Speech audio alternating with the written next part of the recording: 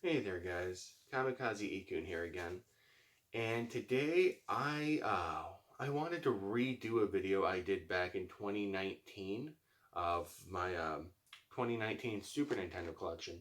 Now, the reason I wanted to do this video over was because of the fact that at the time I thought maybe if I had rushed through it and showed you guys basically what I had in the collection that video would have sufficed, but seeing it now, it's really difficult. Like, I didn't realize at the time that the lighting was really bad, so half the games in that video were, just really dark and you couldn't see what was being presented.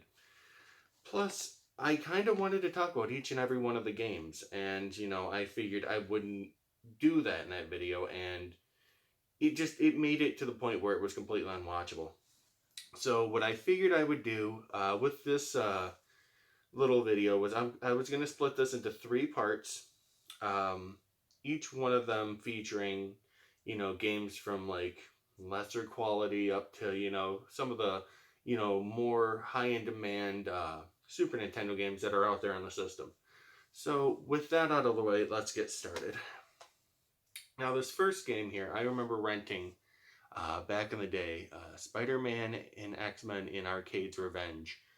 Now, to be honest, I mean, it looks really cool, but you know, like after you get past the first level and you actually start playing as the X-Men and you start seeing the level layout and how the game plays, it's not a great game, but I could see getting some enjoyment out of it. Not very high on my list for recommendation, but if you're in the mood for one of these kind of games, it's fairly cheap. Usually this goes for around $10 on eBay. So that's Spider-Man and the X-Men. Now this next game here I have is Bram Stoker's Dracula. See, the video quality is so much better already. But now this I consider to be like the budget title to Castlevania. Uh, Again, this is not one of the better games on the Super Nintendo, but it is still playable. I haven't gotten very far in it myself. I never rented this back in the day. This one I just recently picked up a couple of months ago. But if you don't have Castlevania, it's an alright game. But if not, I would try to avoid it. Now this next game here I have. It's one of the two games that I own that are complete in box, and that is the Page Master. Now, what can I say about this game other than, again, it's not a fantastic title on the system. It is playable, but I get it's really weird to explain the controls. Like it feels like you're on an ice rink controlling your character, and to be honest, I mean it's fun for the first 5 to 10 minutes, but after that, it feels like it just gets repetitive. Now here's one that I I honestly don't know why I even have this. That's Super Alfred Chicken. Um, yeah, there's not a lot of there's not much positive things I can really say about this game other than I mean it it feels like they didn't put a whole lot of effort into this game. You're basically a chicken walking around trying to solve these just really like I would say that like the mazes look like they're half-assed. This is something I picked up for like $1, and I mean, I still kind of regret, losing $1 on this game. Now, this one, label's all torn up, is Primal Rage. This one I did have a lot of fun with back in the day. I remember playing the arcade version of it. It looks, well, obviously it's going to look a lot better on the arcade than it would on the Super Nintendo, but it was still a really fun game. I really couldn't figure out the button combinations they had in that game because they were ridiculous. um, not I mean, you have something like Mortal Kombat or Street Fighter, I would recommend those over this game, but it's still a good time. Let's see here. This one, Art of Fighting. Now, I'm not sure if this is the first in the series of King of Fighters and Fatal Fury or what this exactly is, but it's an alright game. Um, it takes a lot from stuff like Street Fighter and a lot of those games that use different kinds of combo move attacks. The sprites are actually pretty big in this game too, which that surprised me because you didn't really see a whole lot of that on the Super Nintendo, unless you were playing things like the shooters. Some of the RPGs you have bosses that spanned at least half the screen, but it's still a pretty decent game for what it is. Now this one, well, not my favorite shooter on the Super Nintendo. This is Raiden Trad or Raiden Trad. I had a lot of fun with this game. It's one of those top-down shooters. It's very basic though, but you get your, it has everything that the staple usually has. You got your power-ups, your bombs, your half-level sized bosses. It's a really great game too, and this one, a lot of the shooters on the Super Nintendo just for some reason are just stupidly expensive, but this one, I believe you can still pick up for at least $20. Here's one. Not as good as the Genesis port. I mean, it looks better than the Genesis port, but for some reason, Nintendo thought it would be a great idea to cut the blood out of it for their family-friendly Super Nintendo system. And I'm not sure which port sold more, but I'm pretty sure it hurt them at some point. But it's still, for being the first game in the series, it's a fantastic entry. This one here is Wario's Woods. Now, I have a ton, and I mean a ton of fond memories with my grandparents playing this game. Basically, you play as Toad, and you go around this it's a puzzle game where you go around moving and kicking different matching vegetables together to eliminate Rose and defeat Wario. But we spent so much time on this game back in the day. I mean, good lord, like hours upon hours. I've never beaten this game though, but I would like to go back at some point and try to get as high as I possibly can on that game. This one here is UN Squadron, and when I first started collecting Super Nintendos, this was one of the first games I had picked up, and it's a really great game. It's it's a side-scrolling shooter. It's better than games like Raiden. I prefer this over like Super R-Type. It's based on I believe it's based on an anime series. I've never seen it myself, but it's still a really good game for what it is. This is another thing too. Like a lot of those old school Capcom games too, usually go for a certain amount. This one, I think if you look it up nowadays, it's still around $15, which is pretty good for a Super Nintendo. Now this one too, I had as a kid, Illusion of Gaia. Now I remember when I got this. This came with it came with a giant box, and it had this T-shirt that said Illusion of Gaia, and I wore that thing till the damn thing had holes in it. But this is also a really great game. I remember when they advertised it, they were saying this game was like Legend of Zelda and Secret of Mana. I don't feel like it's. I mean, it plays a lot like those games, but as far as story goes, it's vastly different. Like you could put a lot of hours into this game and get tons of enjoyment out of it. And while I don't necessarily consider it an RPG, a lot of people do.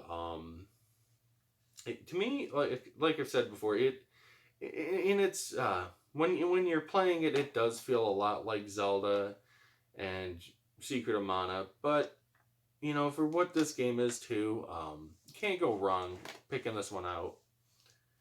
Now this next stack, let's see, we have the original Star Fox.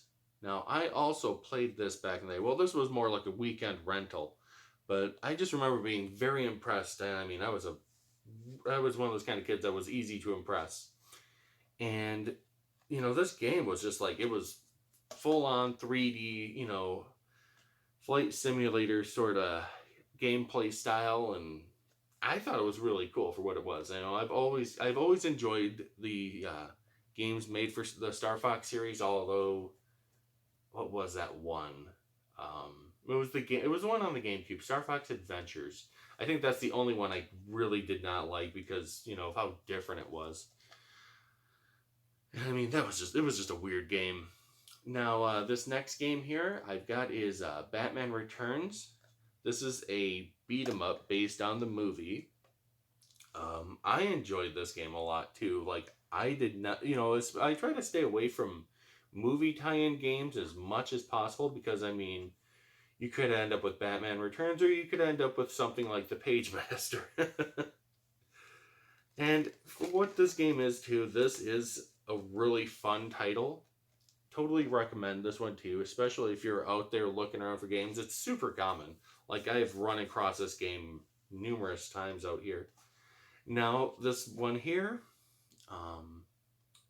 remember this also being a weekend rental, my copy of Aladdin. Now, I actually prefer this one over the one made by Virgin Games. Like, I can't stand that game. That one has so many issues with the hitbox, what's it called, the hit detection. I just don't like this game. That and the Lion King, like those two games, the ones made by Virgin, for some reason their games always have issues with like hit detection for some reason. But this is a really great game. It was made by Capcom, and this one too. I mean, this one you can easily find loose for around like $20 or so. This is also one that's somewhat on the cheap side. This is Super Empire Strikes Back. Now, this is my favorite in the original Star Wars trilogy. As far as gameplay goes, I mean, you will die in this game. There's no doubt about that. Like, this game is brutally difficult, and for whatever reason, like, I can't even get to the second stage of this game. And I mean, I've been playing this one since childhood. I can't get anywhere in this game whatsoever. But it still is a lot of fun for what it is. The graphics look really nice, and it does a really good job of representing the source material as well. Now, this one, Pilot Wings. This one is... I did not play this when this first came out. I played this one about 2 or 3 years ago. It's alright. It's not that impressive. It did show off a lot of the technical capabilities of the Mode 6 chip inside of the Super Nintendo. But other than that, I mean, you can get maybe a few hours of enjoyment out of it after getting bored. I don't know. I've really never gotten into the Pilot Wings series. I know there's one on the Nintendo 64 and one on the 3DS, but I think that's it. I mean, put it in the comments if I'm wrong, because, I'd love to find out if there were more games made for that series. And this one here is Tom and Jerry. Now, this one, for the longest time, I could not find. Like, I remember playing this when I was younger, and I actually enjoyed it. And you don't really get a lot of quality from a studio like High Tech Impressions. But for what that is, it's still, like, what did I pick this up for, like $7? And this was at a resale shop too. And I think that might have been too much at that point too. All right, on to the last stack here. Now this one, again, this is one I did not play. But, later on in life, I did get to try a little bit of it just to make sure it worked. But this is Super Metroid. Now, I have a confession to make. Like, I've never actually sat down and played through any of the Metroid games, so I don't necessarily know a lot of the lore, a lot of the story behind this game, but from what I saw and what I had seen in a lot of, like, top 10 videos, this one, for some reason, always seems to make it on there. So, I mean, at some point I do plan on playing this game, but it might not be for a while still. Now this game here is Donkey Kong Country 2 Diddy's Kong Quest. I don't know if that was a typo or not. It just sounds really weird. But the game we grew up with was, we just had the original Donkey Kong Country. And we played the hell out of that game. But this one, I think this was also a weekend rental, but I did play through this game. And is it better than the original? Honestly, I think they're both about the same. Like, there's not really that much improvement between the two. I'd much rather play those two than the third one. But, you know, it's still a pretty awesome game. And a lot of times, like, you'll find these in video game bundles and people are, like, literally giving them away. Like, I've come across a lot of these ones as well. This one, for some reason, I had to actually order this online. I could not find this anywhere at any store that I've ever visited, and that is Mega Man X. Now, it's probably the cheapest Mega Man game of the three. Well, no, technically there's X2, X3, Mega Man 7, and then Mega Man Soccer. Yeah, this is still the cheapest out of all those games. If you're looking for just a really good Mega Man game to play, I would totally go for this one, unless you're willing to spend hundreds of dollars for a Super Nintendo game. Now this one here, I've had since I was a child, and this is Earthworm Jim. I love the animation in this game.